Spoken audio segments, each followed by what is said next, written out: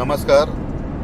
खरं तर आज व्हिडिओ बनवायचं कारण असं आहे की नाशिक शहरातील सिव्हिल हॉस्पिटल हे नेहमी काही ना काही विषयाने चर्चेत असतं आणि ही खरी लाजिरवाणी गोष्ट आहे.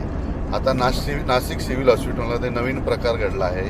तिथली जी स्टाफ नर्स आहे, जी सिनियर आहे, पुढच्या महिन्यामध्ये रिटायर होणार आहे, अशी नर्स स्टूल चोरी करून घेऊन जाताना सापडली आहे.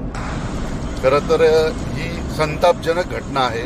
लाज वाटायला पाहिजे. तुम्ही 20-20, 25-25 वर्ष नोकऱ्या करतात, लाख दीड लाख रुपये पगार घेतात आणि एक 200-500चा स्टूल चोरी करून नेतात. तुम्हाला लाज वाटली पाहिजे. खरं तर हा स्टूल म्हणजे याचा अर्थ याच्या अगोदर त्या सिव्हिल हॉस्पिटलमधून काय चोरी झाली असेल. मला सिव्हिल सर्जन साहेबांना विनंती करायची आहे, अशा जर चोऱ्या सिव्हिल हॉस्पिटलमध्ये होत असेल तर तुम्ही राजीनामा दिला पाहिजे. याचा अर्थ तुमच्या स्टाफवर अंकुश नाही आहे.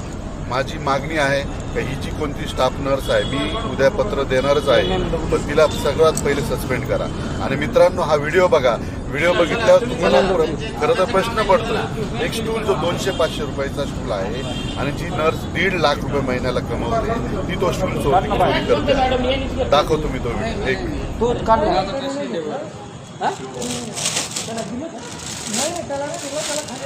खाली आणायला लावलं. माझं फक्त खाली आणायला लावलं. MM